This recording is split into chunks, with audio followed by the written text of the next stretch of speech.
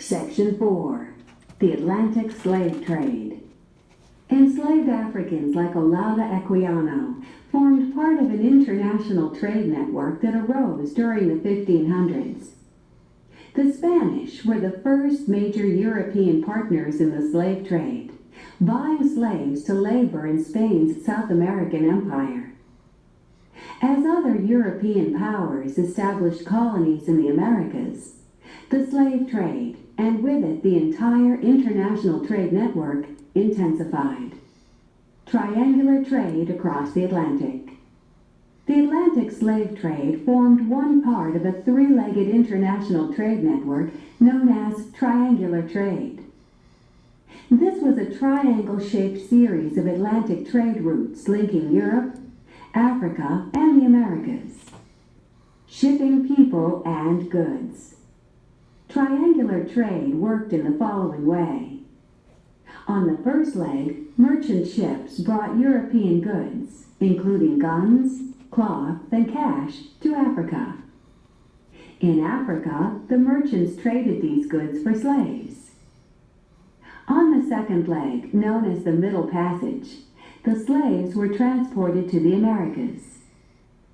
There, the enslaved Africans were exchanged for sugar, molasses, and other products manufactured at plantations owned by Europeans.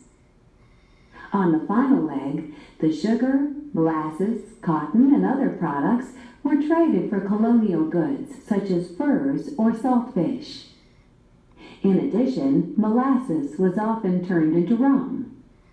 The rum and other colonial goods were then shipped to Europe, where they were traded for European commodities.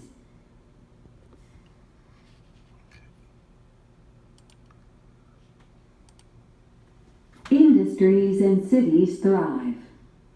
Triangular trade was immensely profitable for many people. Merchants grew wealthy.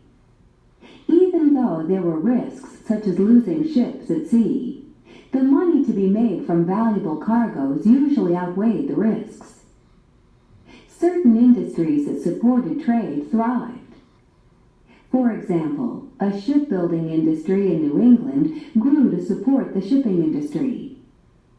Other colonial industries, such as fishing, raising tobacco, and processing sugar, became hugely successful. Thriving trade led to successful port cities. European cities such as Nantes, France, and Bristol, England, grew prosperous because of triangular trade. In North America, even newly settled towns such as Salem, Massachusetts, and Newport, Rhode Island, quickly grew into thriving cities.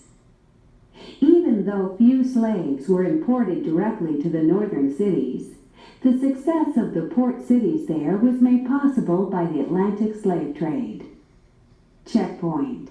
How did triangular trade affect colonial economies?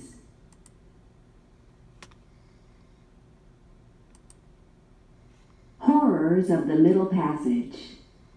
To merchants, the Middle Passage was just one leg of triangular trade. For enslaved Africans, the Middle Passage was a horror. The trek to the ships. The terrible journey began before the slave ships set sail. Most Africans were taken from inland villages. After they were enslaved, they were forced to march to coastal ports. Men, women, and children were bound with ropes and chains, often to one another, and forced to walk distances as long as 1,000 miles. They might be forced to carry heavy loads, and often the men's necks were encircled with thick iron bands. Many captives died along the way. Others tried to escape, and were often quickly recaptured and brutally punished. Those who survived the march were restrained in coastal holding pens and warehouses in slave shipping ports, such as Elmina, Ghana, or Gorée, Senegal. They were held there until European traders arrived by ship.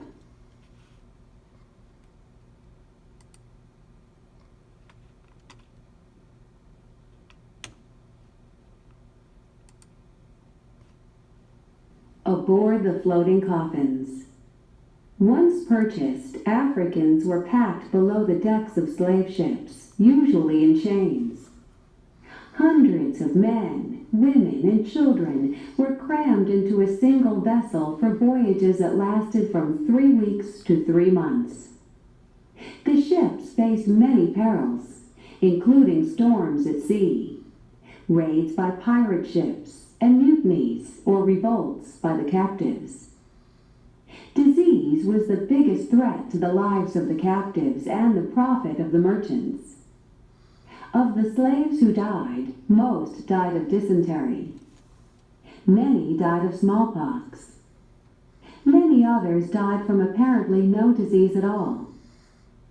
Whatever the cause, slave ships became floating coffins on which up to half the Africans on board died from disease or brutal mistreatment. Some enslaved Africans resisted, and others tried to seize control of the ship and return to Africa. Suicide, however, was more common than mutiny.